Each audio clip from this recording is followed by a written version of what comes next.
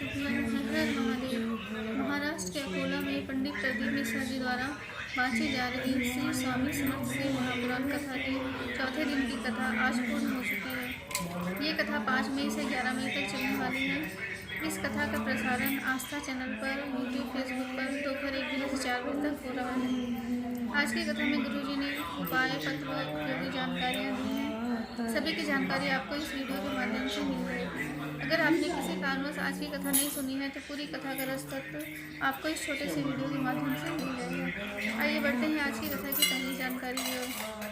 गुरुजी ने कहा, जब भी आप किसी अच्छी पुण्यवान जगह पर जाओ तो अपने भाग्य की सराहना किया करो कि कुछ अच्छा किया होगा, तभी इस पुण्यवान श्रेष्ठ जगह पर आने का अवसर मिला है। अगर आप शिव पुराण की कथा में गए हो या किसी तीर्थ स्थान में गए हो तब अपने भाग्य की सराहना जरूर किया करो। जब हमारे पुण्य इकट्ठा होते हैं तभी हम उस जगह तक पहुँच पाते हैं। बढ़ते हैं कथा की दूसरी जानकारी की ओर।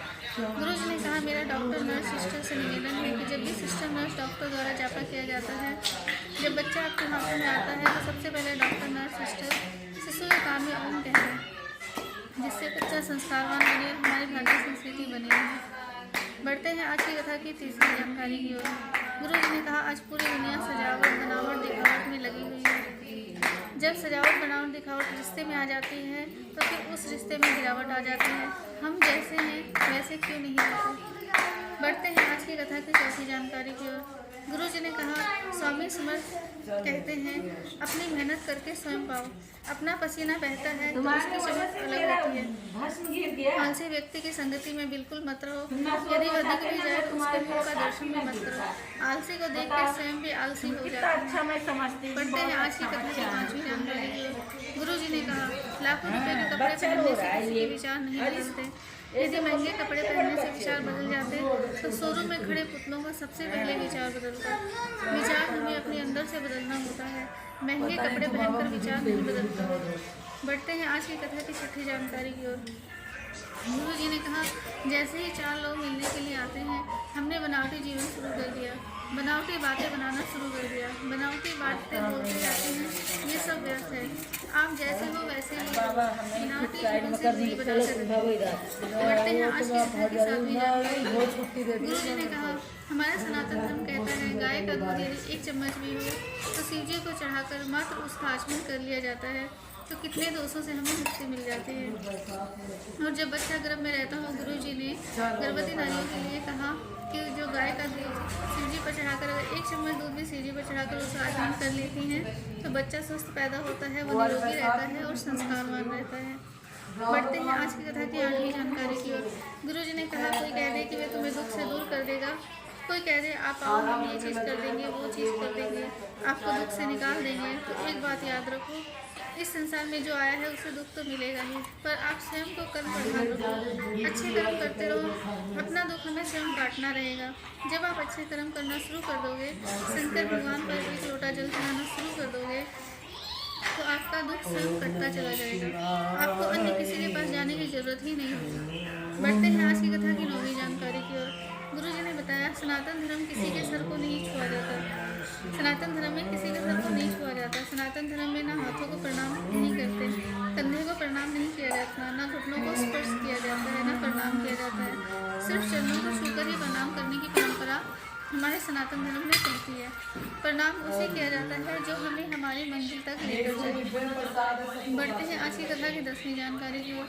गुरुजी ने कहा, जो दूसरों को देखकर दिखावट की ज़िंदगी जीते हैं, जैसे हीरो हीरोइन को देखकर आप उनके जैसे कपड़े पहन लेते हो, ज्वेलरी ले लेते हो,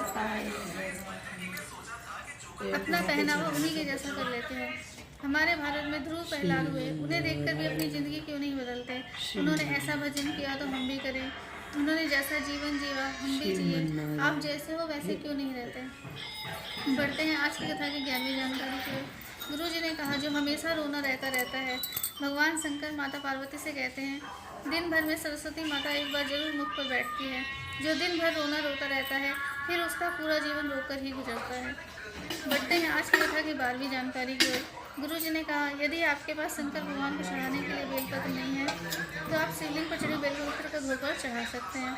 और यदि शिवलिंग पर पहले से कोई बेलपत्र नहीं चढ़ी है तो अपनी 3 उंगलियों से बेलपत्र का भाव करते हुए चढ़ा देना। शंकर भगवान उसे भी स्वीकार कर लेते हैं। अर्थात यदि आपके पास बेलपत्र नहीं है तो अपनी शुरू की 3 उंगलियों को बेलपत्र समझकर शिवलिंग पर स्पर्श कर दें और बेलपत्र का भाव कर दें कि हम बेलपत्र चढ़ा रहे हैं, तो शंकर भगवान उसे भी स्वीकार कर लेते हैं। यदि आपके पास त्रिपुट बनाने के लिए चंदन भी नहीं है तो अपनी 3 उंगलियों में चंदन का भाव करते हुए शिवलिंग पर फेर देना। शंकर भगवान इसे भी स्वीकार कर लेते हैं। अपनी कामना कहते हुए श्री शिवाय नमस्तुभ्यं कहते हुए अपनी 3 उंगलियां शिवलिंग पर फेर देते हैं त्रिपुट का भाव करके, तो शंकर भगवान इसे भी स्वीकार कर लेते हैं। शंकर भगवान के मंदिर के सामने से जा रहे हैं, आपके पास मंदिर के अंदर जाकर दर्शन करने का टाइम नहीं है तो मुस्कुरा कर निकल जाओ। शिव जी थोड़े में भी बहुत दे देते हैं। एक बार आप अपने जीवन में शंकर भगवान की भक्ति को धारण जरूर कीजिए। बढ़ते हैं आज की कथा की 13वीं जानकारी की ओर। मेधा पवन बिरला जी मालेगांव से पत्र लेकर आई। उन्होंने लिखा कि शादी को 10 वर्ष हो गए थे, संतान नहीं हुई थी। डॉक्टर ने भी मना कर दिया था कि आपको संतान नहीं होगी। एक रिश्तेदार हमारे यहाँ आए थे, उन्होंने कहा कि 1 लोटा जल शिव जी पर चढ़ाओ और सफ़ेद आंकड़े की जड़ वाला उपाय भी बताया। इन दोनों के साथ साथ मैंने पशुपतिनाथ व्रत भी किया। शिव मंदिर जाती थी तो लोग टोकते थे कि 10 साल से बीत गए हैं, अब क्या होगा। पर 20 दिन ही हुए थे मुझे शंकर भगवान पर जल चढ़ाते हुए और मेरा गर्भ ठहर गया। उसी का आभार व्यक्त करने कथा पंडाल में आए हैं। बढ़ते हैं आज की कथा की 14वीं जानकारी की ओर। राधिका रवि मिश्रा जी नागपुर से पत्र लेकर आई।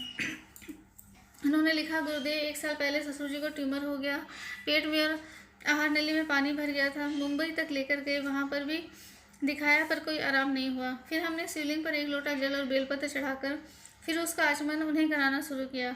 इसके साथ ही हमने सीहोर कुबरेश्वर धाम के रुद्राक्ष के जल को शिवलिंग पर चढ़ाना शुरू किया और फिर थोड़ा सा जल प्राप्त करके उसका आचमन कराना ससुर जी को शुरू कर दिया। जहाँ डॉक्टर ने कह दिया था कि 2 महीने ही जीवित रह सकते हैं, इस बात को 1 साल हो गया है। अब बाबा की कृपा से मेरे ससुर जी ठीक हैं, स्वस्थ हैं। उसी का आभार व्यक्त करने हम कथा पंडाल में आए हैं। बढ़ते हैं आज की कथा की 15वीं जानकारी की ओर। रेखा संतोष यादव जी पत्र लेकर आए जलगांव महाराष्ट्र से। उन्होंने लिखा कि मेरा बेटा 4 साल से एग्ज़ाम दे रहा था पर नौकरी नहीं लग रही थी। हमने 1 लोटा जल शिव जी पर चढ़ाना शुरू किया और बाबा की कृपा से मेरे बेटे की सेंट्रल गवर्नमेंट में नौकरी लग गई है। उसी का आभार व्यक्त करने कथा पंडाल में आए हैं। सुरेखा प्रमोद सूर्यवंशी भुसावर महाराष्ट्र से पत्र लेकर आई। उन्होंने लिखा, गुरुदेव 1 लोटे जल का क्या बखान करूं। एक दिन अचानक पेट में तेज़ दर्द हुआ और डॉक्टर के पास दिखाने गए तो सोनोग्राफी करने पता चला कि कैंसर तेज़ी से फैल रहा है।